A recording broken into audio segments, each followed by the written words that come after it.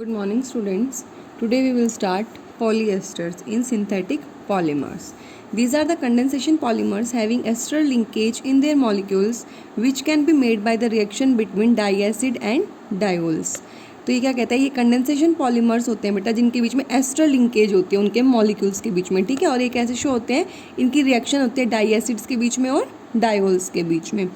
To commonly used polyester are described below. अब हम दो कॉमनली यूज्ड पॉलीएस्टर पढ़ेंगे। पहला तो कौन सा, पैट, पॉली इथाइलिन टेरिफ्लेट, ठीक है। इसको डेक्रोन भी बोलते हैं या फिर माइलर। पेपर में डेक्रोन के नाम से बहुत ज़्यादा आता है, ठीक है।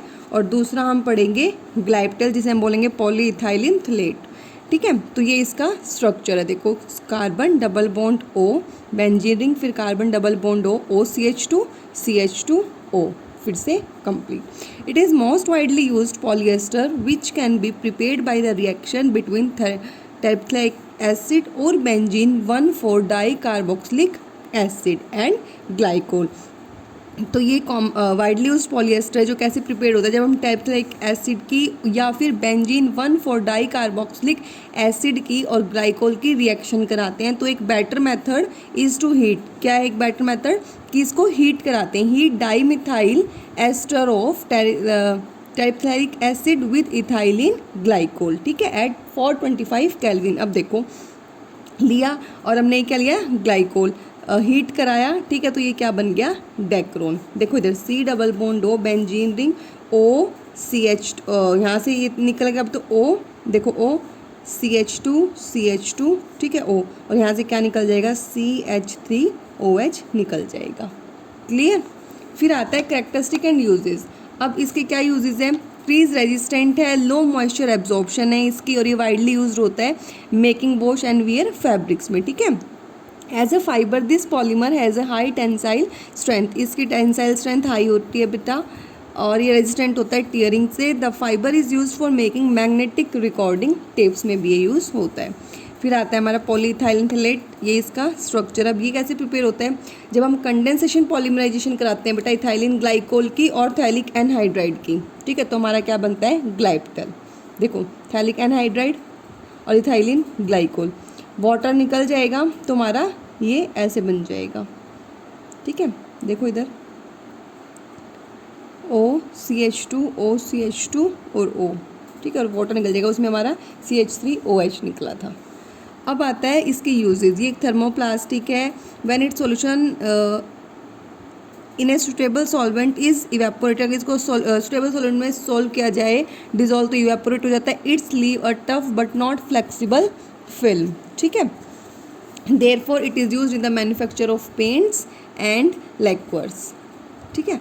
पॉलीएमाइड्स पढ़ेंगे अभी, पॉलीएस्टर। अब आता है पॉलीएमाइड्स। ये कंडेंसेशन पॉलीमर्स होते हैं बेटा, जिनमें अमाइड लिंकेज होता है। देखो, पॉलीएस्टर में नाम से एस्टर लिंकेज, और पॉलीएमाइड्स में कैसा लिंकेज होगा, अमाइड लिंकेज, CONH इनके मॉलिक्यूल्स में। और ये प्रिपेयर कैसे होते हैं, जब हम डाई एसिड्स की रिएक्शन कराते हैं डाई अमीन्स के साथ। जबकि पॉलीएस्टर में रिएक्शन जो थी हमारी, पॉलीएस्टर में रिएक्शंस थी डाई एसिड और डायोल्स के बीच में, बट पॉलीएमाइड्स में किस में होगी, डाई एसिड्स एंड डायमीन्स में, ठीक है। Nylon is most common example. अब पॉलीएमाइड्स का नाइलॉन एक कॉमनली एग्जाम्पल है, नाइलॉन 66 या फिर नाइलॉन 6, ठीक है।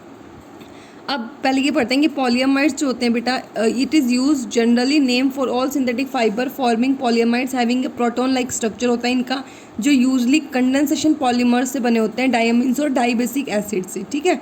Different polymeric amides are distinguish from each other by the number which refer to the number of carbon in the diamine and in dibasic acid. तो number of carbon atom पे क्या करेंगे, differ होंगे एक दूसरे से।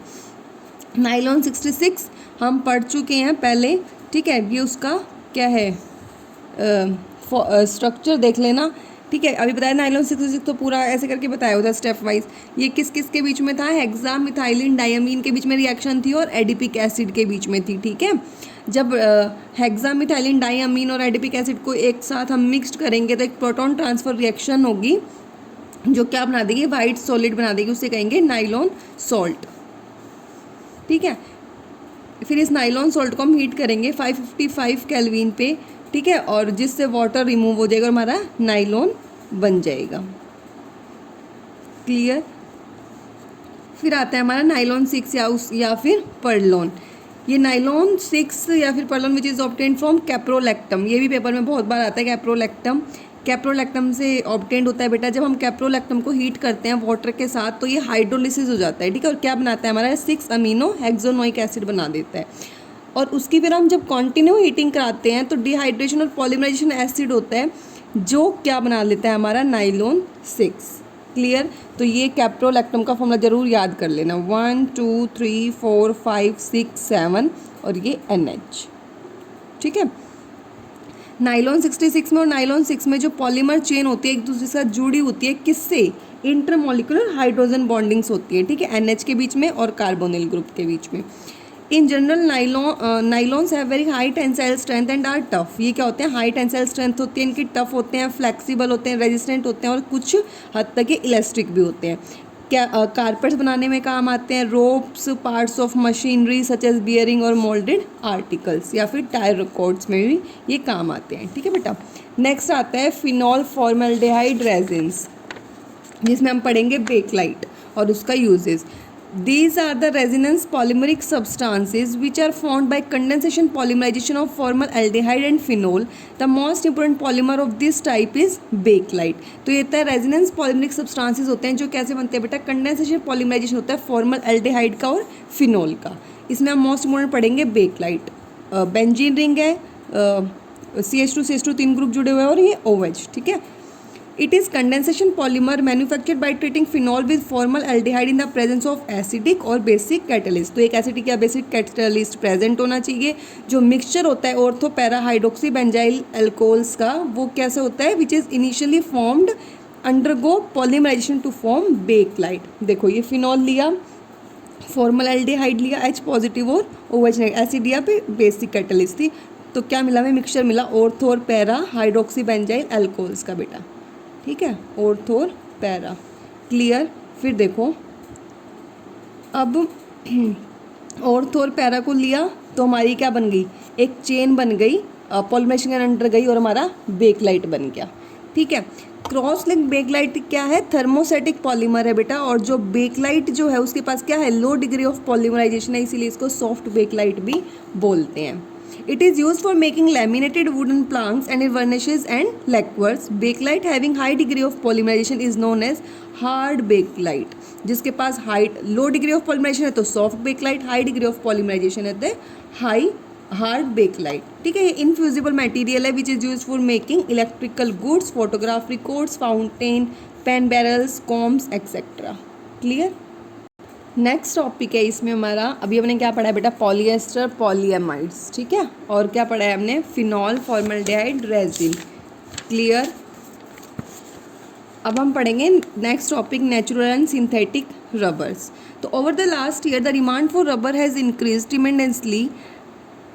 Therefore, apart from the natural rubber, a number of synthetic varieties of rubber has been developed. A brief description of natural and synthetic rubbers is given below. Natural rubber कैसी? अब natural rubber पढ़ेंगे और synthetic rubber पढ़ेंगे। अब कुछ ऐसा होने लगा है बेटा कुछ लास्ट ईयर से कि जो डिमांड है रबर की वो बढ़ने लगी है। Natural polymer which is obtained from latex, it is ये क्या है? नेचुरल पॉलीमर है जो हमें लेटेक्स से मिलता है। लेटेक्स क्या है? एक मिल्की लिक्विड है विच एक्यूर्स फ्रॉम रबर ट्री। जो एक रबर ट्री होता है उससे हमें क्या, एक मिल्की लिक्विड मिलता है जिसे हम क्या बोलते हैं? लेटेक्स, ठीक है। When an incision is made in the bark of tree, जब हम एक पेड़ की बार्क में क्या करेंगे? इंसिजन करेंगे, कट करेंगे छोटा सा, तो क्या होगा? Latex content 30 to 40% rubber, 30 to 40% rubber होगी उसके पास, which is coagulated by adding salt and acetic acid to latex. Clear. तो जो कोगुलेशन है वो कितने टाइम तक होगी? 3 to 4 hours। द रबर दस obtain is convert into sheet. जो हमें रबर मिली है वो फिर किस में कन्वर्ट होती है? शीट्स में। तो नेचुरल रबर किससे मिली? लेटेक्स, ठीक है। और लेटेक्स किससे मिला? रबर ट्री से। Natural rubber has been found to be a polymer of isoprene. तो जो नेचुरल रबर है वो किसका पॉलीमर है? आइसोप्रीन का। There may be 11,000 to 20,000 isoprene units in polymer chain of natural rubber. A characteristic feature of natural rubber which is responsible for its unique property is that it has got cis configuration at almost every double bond, ठीक है। तो ये इसकी unique property है किसकी? Natural rubber की। क्या? कि इसके पास सिस कॉन्फ़िगरेशन है almost every double bond.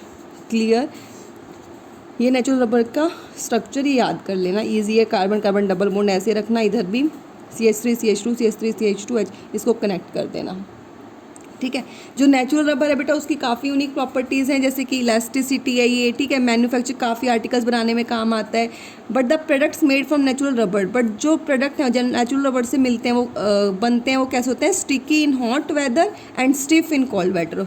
Sticky तो हो जाते हैं हॉट वेदर में और स्टिफ हो जाते हैं कोल्ड वेदर में, ठीक है। इसका ड्रॉबैक क्या है, can be removed by heating natural rubber with a few % by mass of sulphur.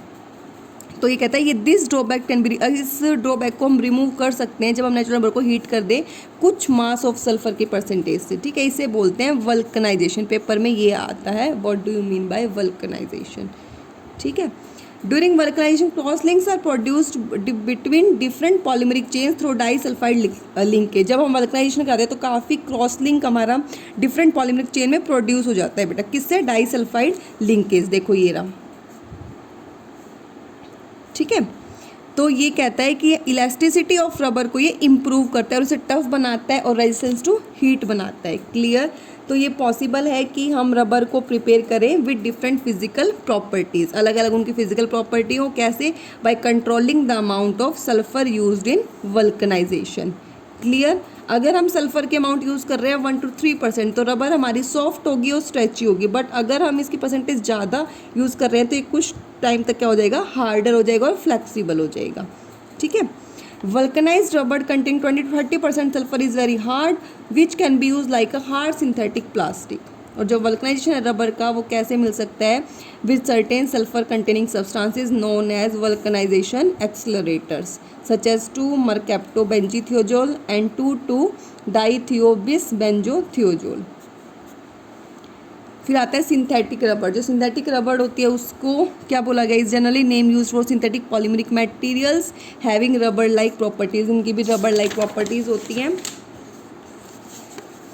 जो फर्स्ट सिंथेसिस ऑफ पॉलीमर था cis polyisoprene having the properties of natural rubber was achieve 1955 में, polymerisation of isoprene से मिला था, ठीक है, in the presence of finally divided lithium. और at present many different type of synthetic polymer are used as substitutes for rubber.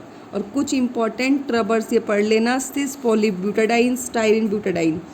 Sis polybutadiene में क्या है, whose property are similar to those of natural rubber and it can be vulcanized the same way.